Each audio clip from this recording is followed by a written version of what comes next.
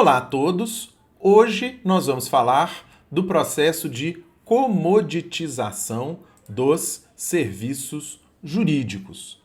O que é a comoditização? Aliás, antes de a gente entrar nisso, você sabe o que é uma commodity? Uma commodity é uma mercadoria, a tradução literal é mercadoria, uma mercadoria de de baixa diferenciação, de baixa possibilidade de diferenciação. Ou seja, são bens fungíveis, para a gente usar a terminologia jurídica, que são muito semelhantes entre si e que, portanto, eles vão se diferenciar quase que apenas só pelo preço. Então, commodities, no jargão da economia tradicional, é suco de laranja, é minério de ferro, é petróleo, enfim. São todas essas mercadorias que tanto faz se eu compro minério de ferro A, B ou C, não tem marca, não tem muita diferenciação entre um e outro, e portanto ele vai ser negociado no barril, na tonelada, na saca, porque a diferença é muito baixa. E aqui eu trago um slide com uma imagem que eu gosto muito dela, que ela é aqui do Richard Susskind, tá aqui a referência embaixo, que ele explica esse processo de comoditização dos serviços jurídicos.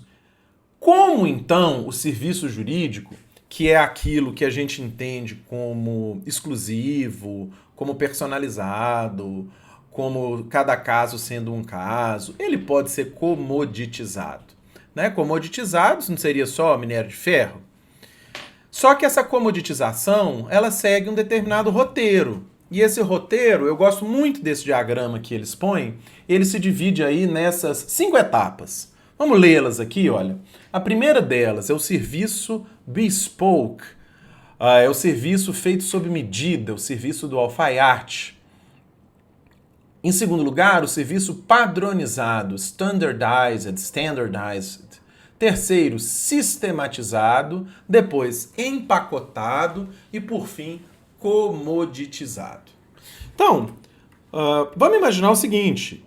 O serviço jurídico, inicialmente eu posso pensar nesse serviço como sendo um serviço individualizado mesmo, ali, bespoke, feito sob medida e sob encomenda.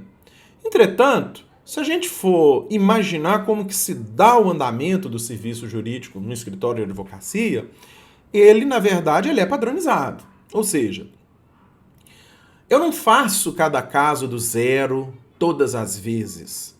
Pelo contrário, se eu sou contratado por um cliente para fazer um serviço, é porque ele confia que eu sei fazer aquele serviço e que eu já fiz aquele serviço várias vezes. Então, todo mundo tem um rol, um portfólio, um conjunto de modelos, de documentos, não só modelos de peças, não é isso, de contratos, modelo de trabalho mesmo. Eu já tenho meu checklist de documentos que eu peço, eu já tenho a minha forma de trabalhar, eu faço uma reunião primeiro assim, depois eu faço outro assado, depois eu mando determinado pedido para o meu cliente, depois eu contrato um terceirizado para fazer alguma providência num cartório. Enfim, eu tenho o meu padrão de trabalho, as minhas checklists, os meus modelos e meus fluxos. A virada que aqui acontece é nesse ponto 3 aqui, olha, no qual eu passo de um serviço padronizado, mas até então eu estou falando de algo manual, para um serviço sistematizado. Ou seja, essas checklists, esses fluxos de trabalho, esses modelos, eles são incorporados, sistematizado aqui, que ele quer dizer, é no computador. É sistematizado dentro de um sistema de informação computadorizado. Então imaginem que o fluxo de documentos entre mim e meu cliente vai ser feito via computador.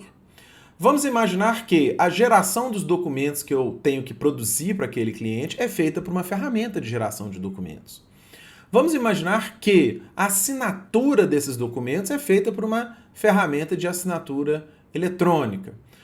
Vamos imaginar que algum pagamento que tenha que ser feito, uma emissão de um boleto, alguma conversa, né, algum contato com uma instituição financeira, ela já possa ser feita por meio do sistema.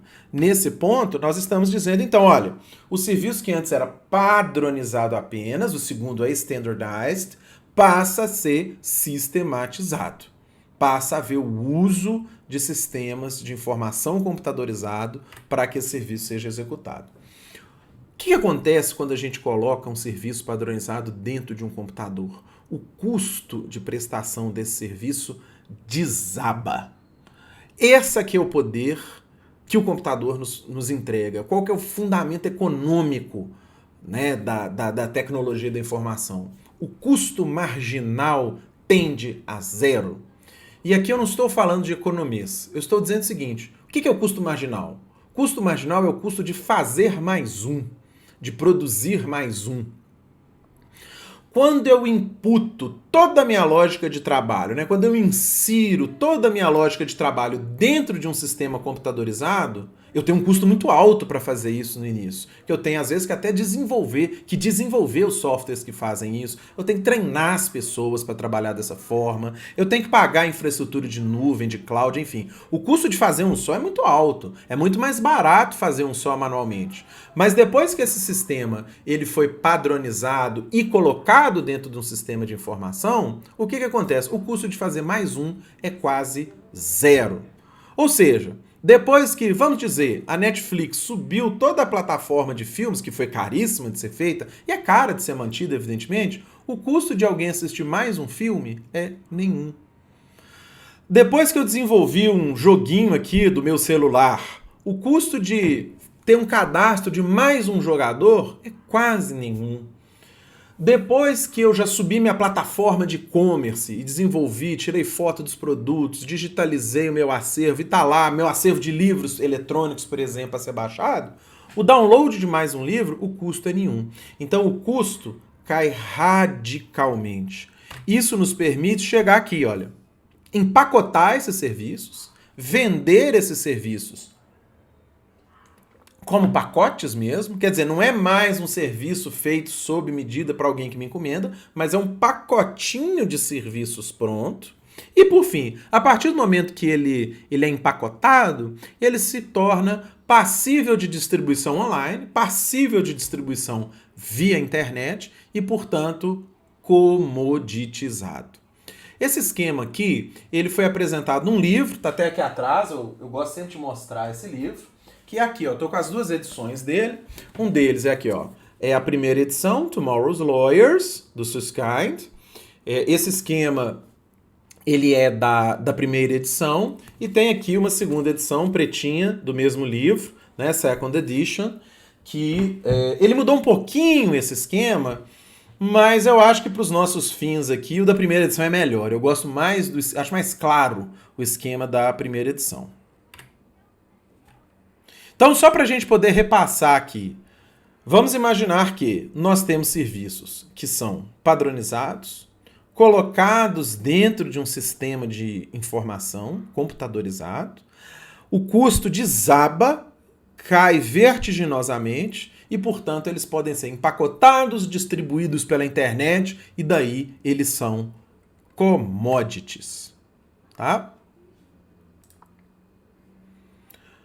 Vamos deixar um para casa para todos vocês? Eu não vou dar exemplos aqui de serviços desse tipo. Eu não vou pegar um serviço aqui e debulhar esses serviços nos seus elementos e mostrar como que ele passa por isso aqui. Eu vou deixar esse trabalho para vocês.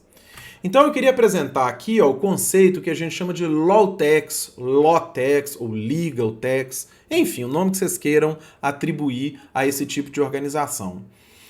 As Lawtechs são startups que se dedicam ao desenvolvimento de softwares e sistemas e modelos de negócio e de serviços para a área jurídica, seja pública, seja privada.